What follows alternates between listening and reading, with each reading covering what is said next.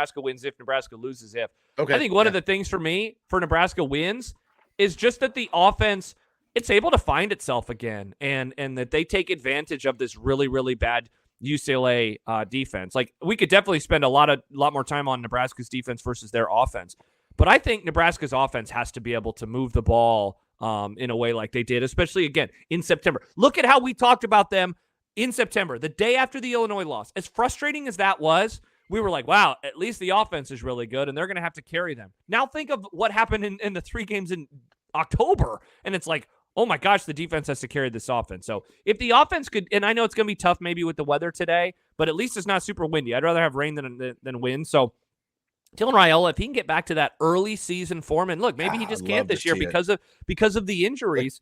That would be monumental. So that's how I would start with Nebraska wins if. Yeah, Dave just said, think of that cross-field rocket against Colorado. I don't think he has that throw in him right now, right? Yeah, seriously. Yeah, look at all the throws he had versus Illinois, man. That night was ridiculous with throws he made. It's such a bummer. Our expectations and just the reality of him has changed so much during this year. Like, we weren't ever thinking that this was going to be a deal with him, right? No. Nope. We just assumed as long as he's there, that offense is going to be working, and that just hasn't been the case. And we have partial explanations for it, but we don't have full explanations for it. And it's really freaking frustrating as a fan, to be honest. And for him, I'm sure too. Like, I'm not trying to put him down, but you felt like you finally freaking had this, Josh. Yeah, you finally had this thing that you could never get, and the first, 3.5 games bear that out.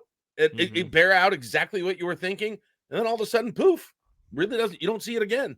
Yeah, really. I mean, because you haven't. It's disappeared. Like, where are the 27 for 31 games with 3 touchdowns? They're non-existent anymore. No interceptions. He had 0 touchdowns in October. 0 touchdowns, 5 picks. Is that right? 0 was Purdue in September. Touchdowns. The last time that he threw one to Banks, Banks scored the first touchdown. That was in September still. See, that was in September. That's crazy. Yeah, that's insane. The October games are Rutgers, Indiana, and Ohio State.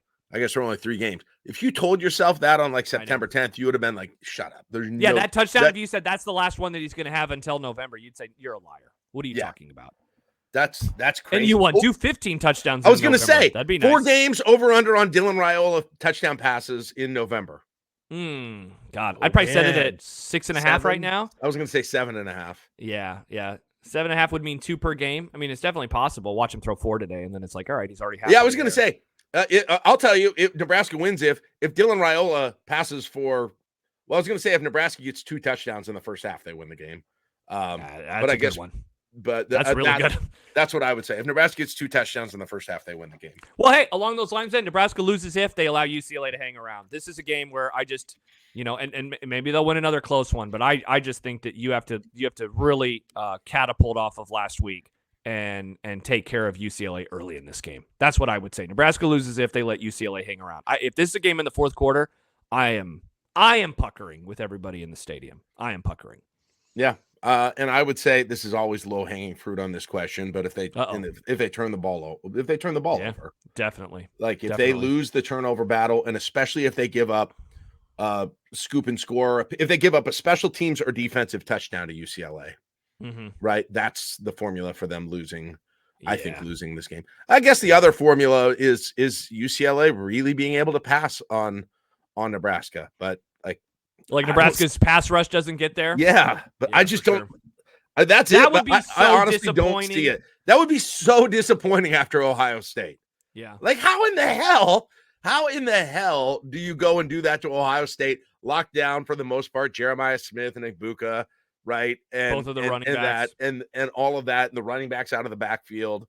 And then UCLA comes in where they don't have a receiver who's a top 3, a wide receiver who's one of their top 3 receivers. Yeah, because the outlier games from the defense this year, I mean, it's not like Illinois is like this incredible offense, but Altmaier had a great game and they had a great game plan. And then, of course, the other outlier is the Indiana game, but Indiana's undefeated and they're really, really good.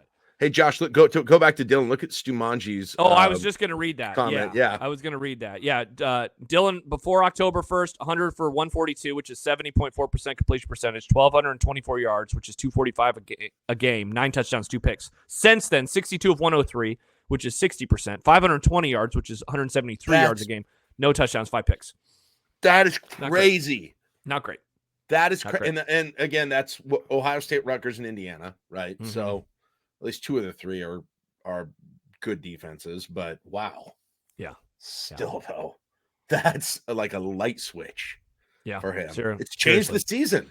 It's completely changed the season. Why ever it's happened, it's changed the season. Yeah, it definitely has.